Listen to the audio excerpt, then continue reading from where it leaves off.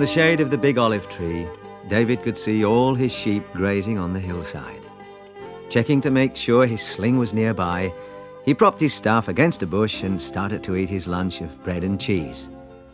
Suddenly, one of the lambs gave a sharp, frightened bleat. David looked up quickly, his hand already on his staff. For a moment, nothing moved. Nothing strange anywhere.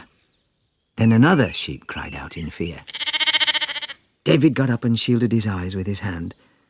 In the shadow of the rocks, another shadow moved slowly. "Come on out," said David. "I'm ready."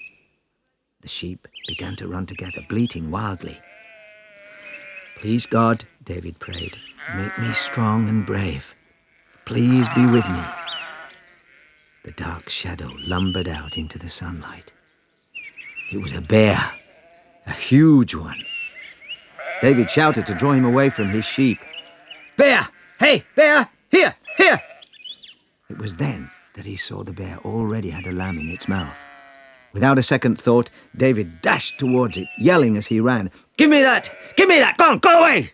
He tried to grab the lamb. The bear growled and slashed at David with its right claw. David heard it whiz past his ear as he dodged to one side. The bear stumbled, giving David a chance to dash behind it and crash his staff down on its head. As the bear staggered forward, David grabbed the little lamb and pulled it from the bear's mouth. The lamb was bleeding.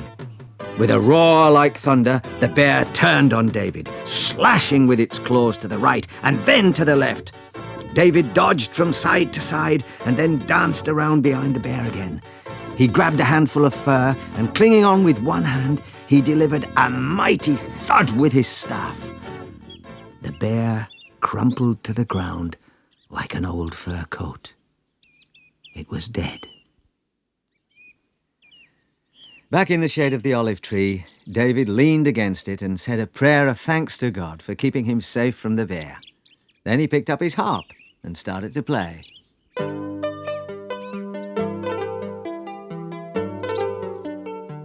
A little lower down the hill, some soldiers were laughing and joking together as they cut through a field on their way back to the camp. One of them stopped.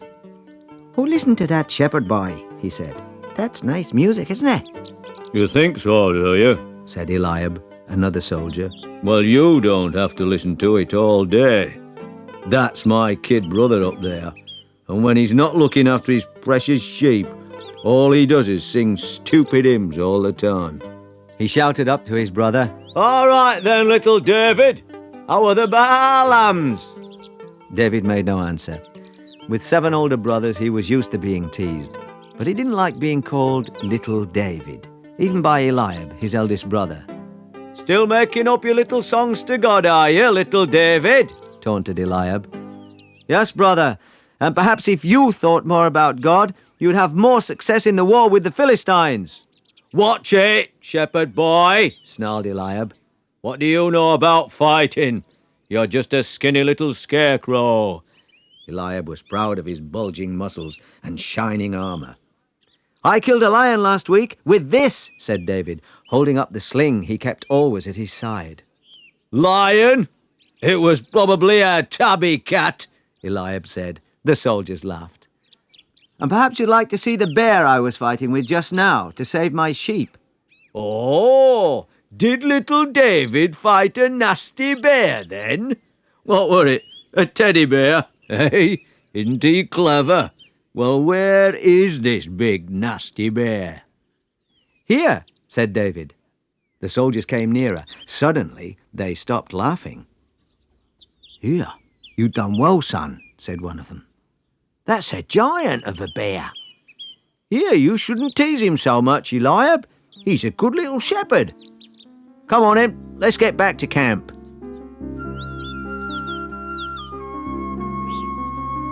As the soldiers made their way down the hill, David the shepherd felt very happy. He'd just remembered that he still had some lunch to finish.